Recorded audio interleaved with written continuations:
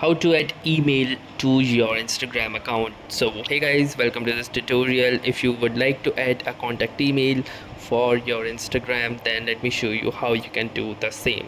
So simply follow these easy steps. So now if you want to link your Instagram account with your email, what you can do is simply open or launch your Instagram account, and then from there click onto your profile picture at the bottom right.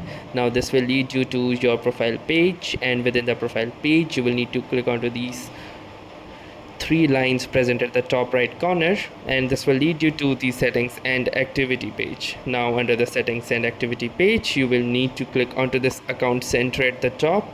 This will open the meta account center, and within the meta account center you can see within the account settings the second option that says personal details.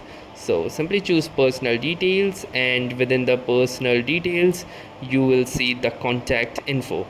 So tap onto contact info, and as you can see I have already added my email to this.